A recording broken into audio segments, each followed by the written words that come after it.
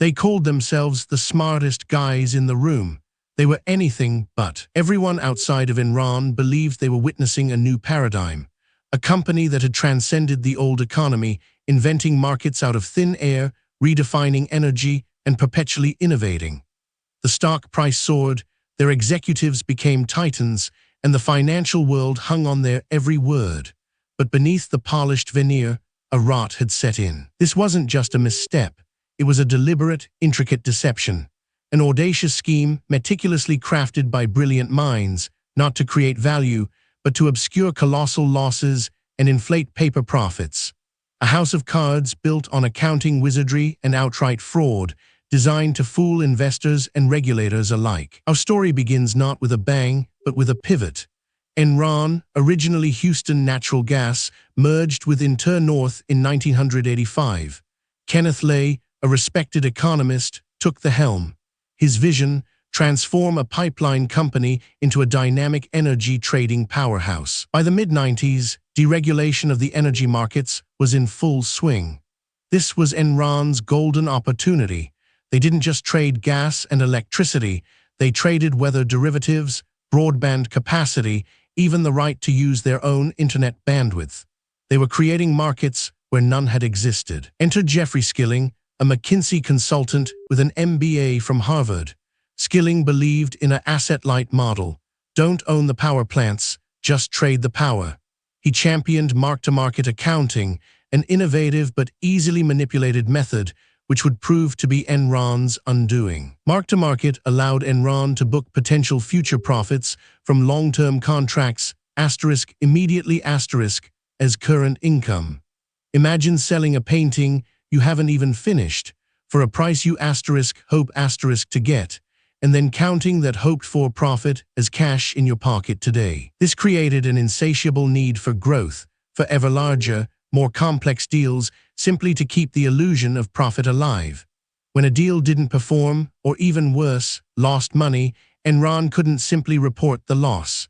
The carefully constructed facade demanded perpetual success. This is where Andy Fasto, Enron's CFO, stepped into the spotlight. Fasto, a brilliant but morally flexible finance executive, devised a labyrinthine network of special-purpose entities, or SPE, to hide Enron's growing debt and failing ventures. These SPEs, like Raptor and Chuco, were supposedly independent companies.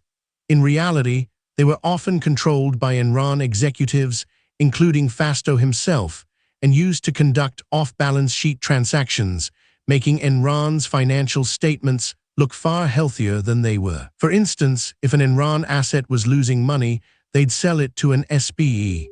The SPE would take on the debt, funded by Enron stock or guarantees, keeping the loss off Enron's official books. It was a shell game, masterfully executed, but ultimately unsustainable. The culture within Enron was equally toxic. An internal review system called Rank and Yank pitted employees against each other, fostering extreme competition and discouraging dissent. Performance was measured by reported profits, no matter how those profits were manufactured. Arthur Anderson, Enron's auditor, was supposed to be the independent watchdog, but they were too deeply intertwined, earning millions in both auditing and consulting fees. They became complicit, turning a blind eye to the increasingly blatant accounting irregularities. The California energy crisis of 2000-2001 exposed Enron's ruthless core. They manipulated the state's deregulated electricity market, creating artificial shortages and driving prices sky-high. Think of it, turning off power to millions just to line their own pockets. Eventually, the house of cards began to wobble. In August 2001, Jeffrey Skilling abruptly resigned, citing personal reasons. This sent a shiver through the market. Why would the architect of Enron's success suddenly jump ship? Then, in October, a Wall Street Journal article by Rebecca Smith finally pulled back the curtain on Fasto's SPEs. The article detailed how these entities allowed Enron to hide debt and inflate earnings. The jig was up. The SEC launched an investigation. Fasto was fired. The company was forced to restate earnings for the previous 5 years, wiping out hundreds of millions in reported profits and revealing billions in previously hidden debt. The market reacted swiftly and brutally. On December 2, 2001, Enron filed for Chapter 11 bankruptcy at the time, the largest corporate bankruptcy in U.S. history. Over 20,000 employees lost their jobs, their pensions, and their life savings, often invested heavily in Enron stock. Lives were shattered. The fallout was immense. Kenneth Lay and Jeffrey Skilling were eventually convicted on multiple counts of fraud and conspiracy. Andy Fasto pleaded guilty and testified against his former bosses. Arthur Andersen, once one of the Big Five accounting firms, was convicted of obstruction of justice and collapsed. The Enron scandal served as a brutal wake-up call, leading to the passage of the Sarbanes-Oxley Act in 2002, a landmark piece of legislation designed to improve corporate governance and accountability. It was a direct response to the kind of deception Enron perfected. But perhaps the most profound lesson is about human nature itself.